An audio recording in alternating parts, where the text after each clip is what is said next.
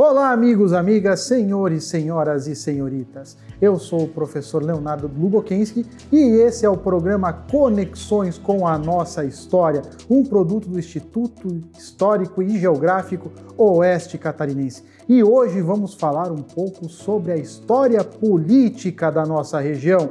Aguardem!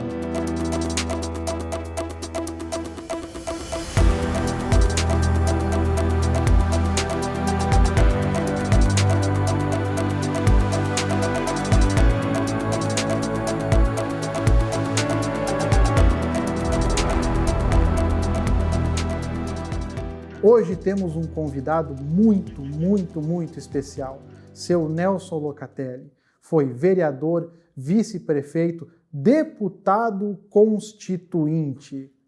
Primeiramente agradeço a presença e já começo com uma pergunta. O que é essa história de solicitante, senhor Nelson? Solicitante, na época, como havia pouquíssimos advogados, a própria OAB, em sua legislação, continha a figura do formando de direito, sendo para o final de sua formação, pudesse advogar. Como também podia, mais tarde, continuar os não advogados, que em Chapecó teve um que destacou muito, na época especialmente do crime de Chapecó nos anos 50, o Manuel Machado. Já era formado também, o recém-formado filho dele, Roberto Machado, ambos falecidos, naturalmente, que eram bons advogados, principalmente na luta sobre as terras. É bom saber que, apesar de toda a organização de uma empresa Bertazzo, muitas terras eram devolutas. Não expressava a documentação em seus nomes. E essas posses foram legalizadas por diversos advogados naquela época. Chapecó tinha poucos. Chegou a ter, no máximo, até os anos 50 e pouco, 5 advogados labutando aqui. O solicitador foi nos tempos dos anos 60 que houve mais aqui na região, pois que a OAB permitia. E lembro-me bem que nos anos 71, com a seccional regional da advocacia aqui em Chapecó fundada, com a presidência do Pedro Detoni, o advogado destacado aqui em Chapecó, que trabalhava junto ao João Valvite Paganella, com um nome também muito reconhecido para sua capacidade e dedicação. Um ponto importante, quando nós falamos em terras devolutas, nós temos que lembrar da Lei de Terras de 1850, que foi promulgada por Dom Pedro II, onde todas as terras que não fossem registradas ou em um cartório ou em uma paróquia tornavam-se do Estado. Posteriormente, com o final do Império e início da República, muitas dessas terras foram vendidas, outras foram doadas para colonizadoras. Porém, muitas ficavam sem ocupação. E aí que aparece essa figura do donatário solicitando o famoso uso capião. E, seu Nelson, como é que foi a fundação da seccional da OAB em Chapecó em 1971? Como é que se deu isso? Reunindo os advogados da época, que eram, já disse pouco, também compareceram 2 advogados de Xanxerê, lembro bem, e ao todo não havia 10 advogados presentes, mas era pedido da OAB estadual para que houvesse uma estrutura melhor aqui, principalmente para controle da advocacia. Aliás, os próprios juízes nomeavam aqui na região, especialmente em comarcas novas, muitas vezes gente para responder como promotor ad hoc, era provisório, portanto. Lembro-me bem que no início da minha carreira fui em Xaxim, trabalhando em Xanxerê, que era a comarca, sede, com o Dr. Roberto Machado. Eu quero dizer que nós tínhamos uma estrutura boa para trabalhar, mas a grande procura que era na época era que legalizar as terras era muito mais fácil. Havia no Estado, aqui, por exemplo, como havia em todos os estados brasileiros, o Instituto IRASC, Instituto de Reforma Agrária de Santa Catarina. Esse instituto era organizado em lei, mas era organizado também bem até pelo Tribunal de Justiça, que deferia simplesmente posições já decididas na comarca de origem. Isso foi muito importante e foram aos milhares. Só lembro-me bem que na região de Entre Rios, São Domingos, que na época pertenciam a Xanxerê, essas áreas aí de terras eram da fazenda Taborda, que tinha uma enormidade de terra, mas cuja família nunca esteve aqui na região da Amai.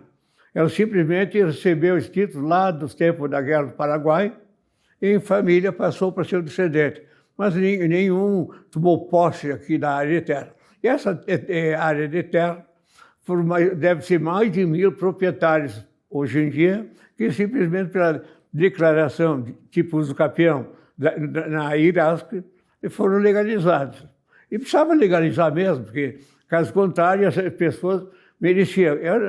Não é uma reforma agrária, é apenas um direito por desleixo do proprietário não ocupar a área durante 20 anos para que o poceiro se legalizasse.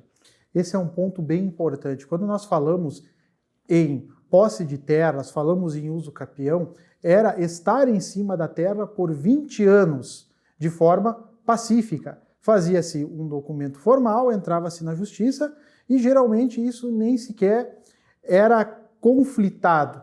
Então, a pessoa acabava ganhando posse à terra.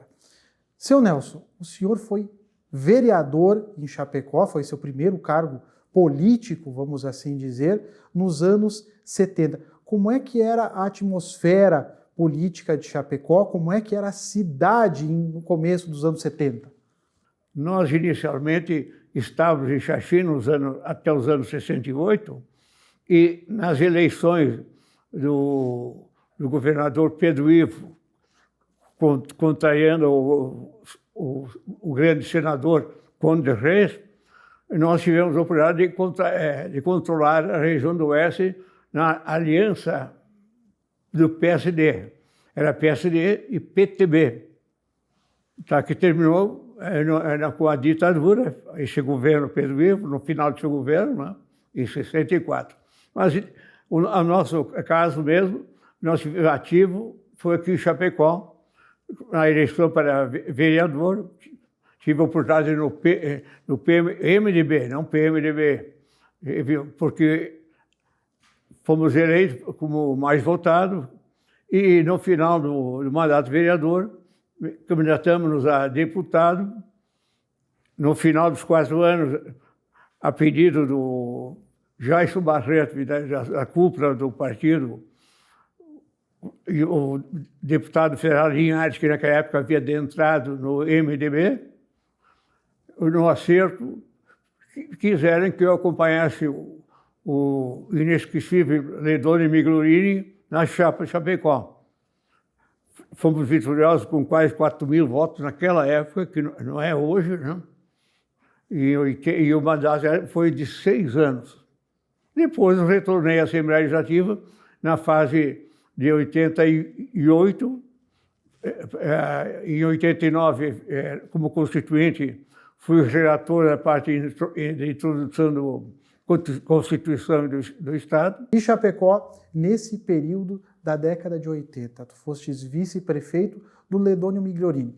Podemos ver que Chapecó, neste período, contava com um aeroporto, contava com um hospital municipal, mas o que era essa Chapecó? Quantos habitantes tinha? Qual que era a dinamicidade? Era uma cidade que estava crescendo? Não estava? Como é que ela estava nesse período?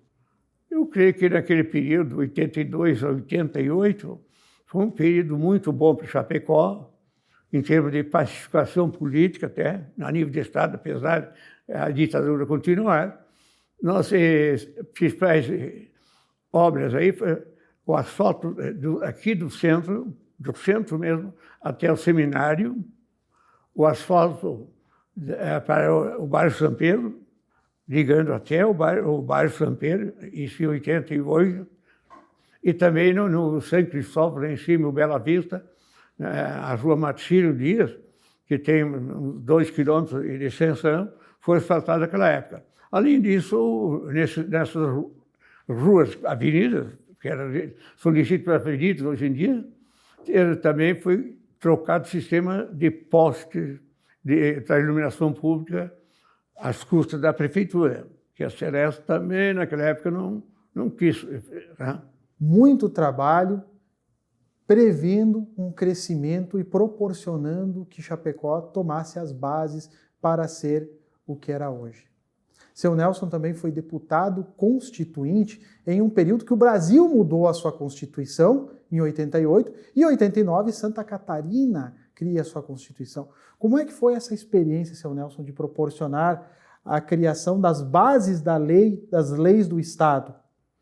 O grande problema naquela época da Constituinte estadual foi que, como determina a correlação da Constituição estadual, dependendo do conteúdo da federal. Então, é limitadíssimo o trabalho.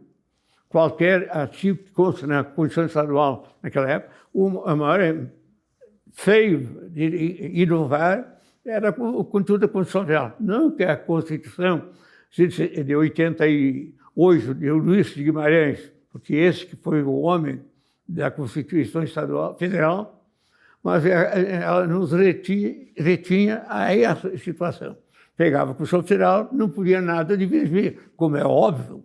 Não estou dizendo que está errado, mas a legislação prevê e determina isso. Nada pode ser contrariado por uma lei básica. A limitação dos poderes é próprio do modelo republicano.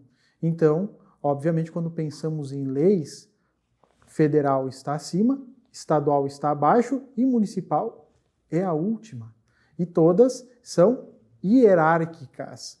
Caso uma lei seja aprovada que esteja em desacordo com a lei maior, ela é considerada inconstitucional. Vou agradecer a presença do seu Nelson Locatelli, que nos contou uma história fantástica, onde nós podemos remontar a nossa região desde a década de 60 até os dias atuais. E no próximo episódio, vamos falar mais um pouquinho da nossa história. Os aguardo, aquele abraço!